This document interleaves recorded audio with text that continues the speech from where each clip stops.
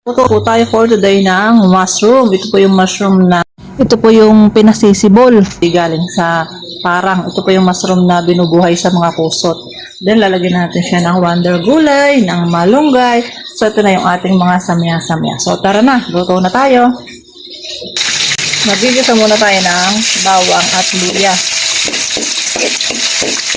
Hati lang siya, medyo pababrownin. Dahil medyo brown na, lalagay na natin itong ating sibuyas. Then, lalagyan na din natin siya ng paminta.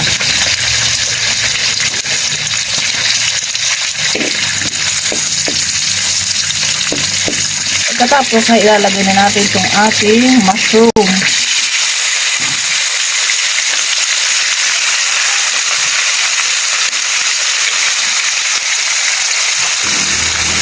Ito na sa halo-halo ng konti para yung ricado ay lumasa.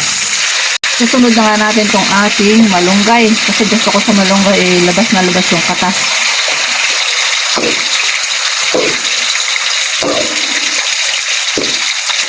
Atin mo na pong pasasabawin itong ating mushroom bago natin lagyan ng oyster. At namatahan ko nga ho arin dalawang manok na arin nagsasabong. O ayan ko, kung nahuli ko kayo, siguradong kayo ang iluluto ko, hindi aring mushroom ko.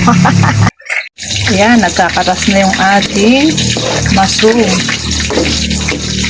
Nagsasabaw na siya. Pwede na natin lagay yung ating oyster sauce. Nilagyan ko lang kaunting tubig para itong malunggay ay ma-tunaw or babas yung kanyang katas. Ayan po. Kasi ito ay wonder gulay. Ito ang pinakamabitamin na daw na gulay sa buong mundo. Charis. At ilalagay na natin itong ating Mamacita oyster sauce. Yan, ilalahat na ho natin ito. Atin pipigan siya ng pigang-piga nang masaid yung kanyang katas.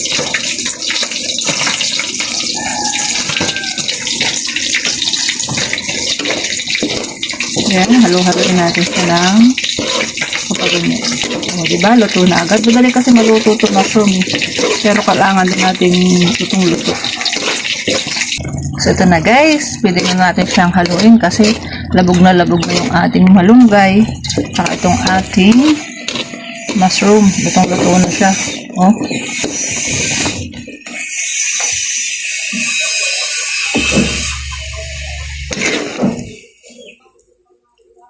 Ito na nga guys, ang ating mushroom, adobong mushroom na may malunggay. Then, papartneran natin syempre ng fried tilapia. So, yummy, yummy. Thank you for watching everyone. That's it na.